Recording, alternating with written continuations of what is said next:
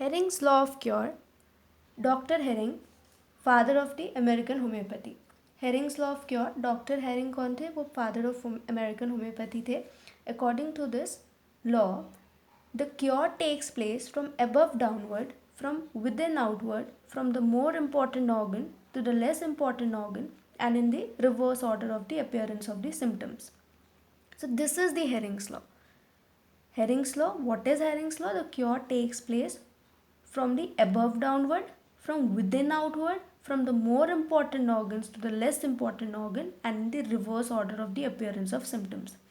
In the writings of Henneman, when cure takes place, the symptoms disappear in the reverse order of their appearance. बार बार ये line आ रही है कि reverse order of the appearance of the symptoms. Say for example,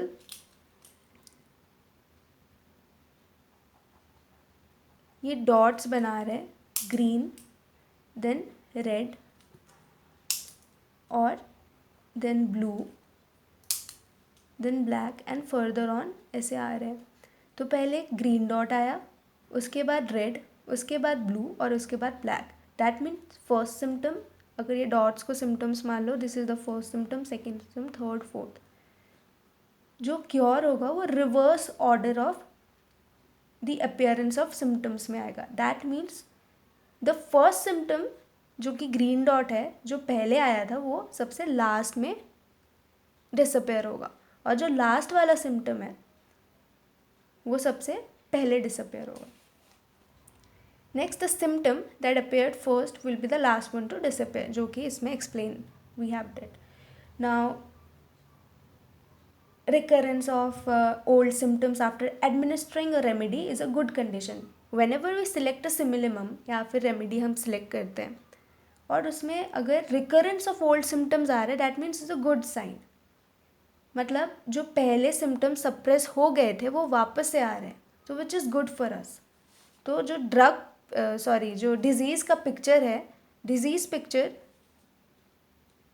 वो true disease picture वापस आ रहा है. That means from cause to effect हम उसको क्योर कर पाएंगे.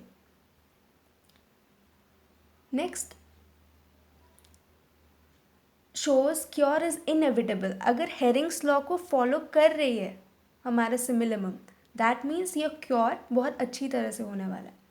Law is like a compass to a navigator. Hering's law जैसे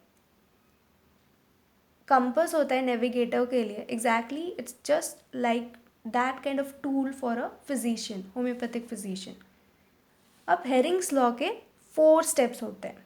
हेरिंग्स लॉ के 4 स्टेप्स हैं.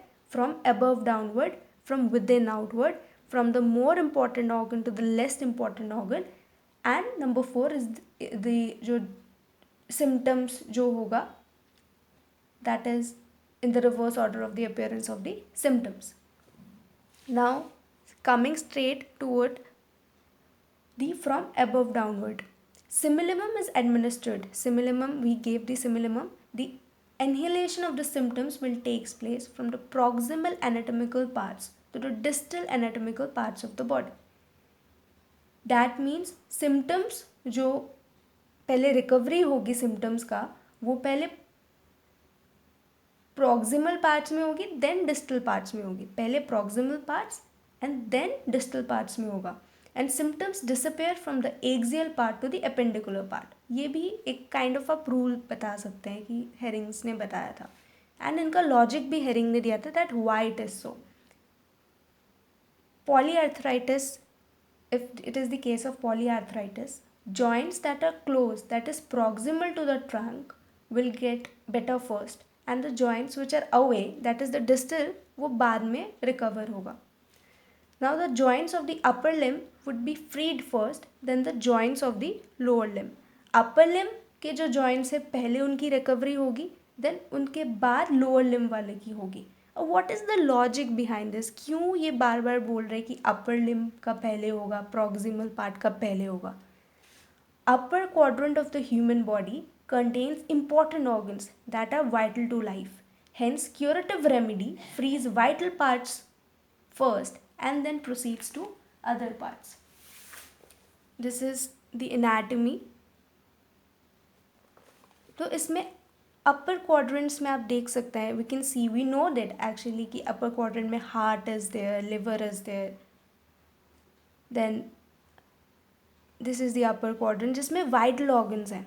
तो यही हेरिंग्स लॉ बोल रहा है कि अपर क्वाड्रेंट जहाँ पे वाइटल ऑर्गन्स हैं वो पहले उनकी रिकवरी होगी, देन उसके बाद लोअर क्वाड्रेंट में जो भी आता है उनका होगा.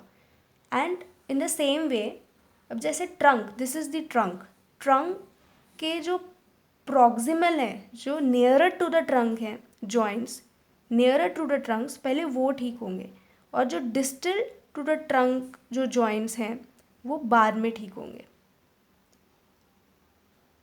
सो दिस इज़ दी जो भी आपकी स्कीमेटिक डायग्रामेटिक रिप्रेजेंटेशन है, और हेरिंग्स ने यही बोला है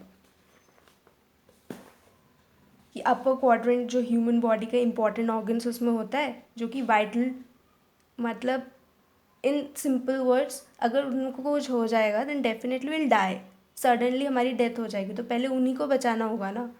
then hence the curative remedy frees the vital parts first and then proceeds to the other parts. तो ज़्यादा इंपॉर्टेंट है, उन पर ज़्यादा फोकस होगा तभी हम बच पाएंगे. देन बाद में जो थोड़ा लेस इंपॉर्टेंट है, देन उनको फिर रिकवरी बाद में होगा. Next is the third point, from with in outwards. जो थर्ड पॉइंट है that is from with in outwards. Disease first starts in the vital force.